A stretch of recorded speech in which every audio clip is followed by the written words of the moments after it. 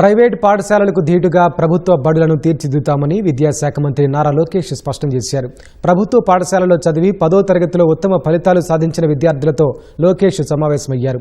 వచ్చే ఏడాది నుంచి ప్రభుత్వ స్కూళ్ల ఉత్తమ విద్యార్థులతో యాడ్స్ చేస్తామని మంత్రి స్పష్టం చేశారు.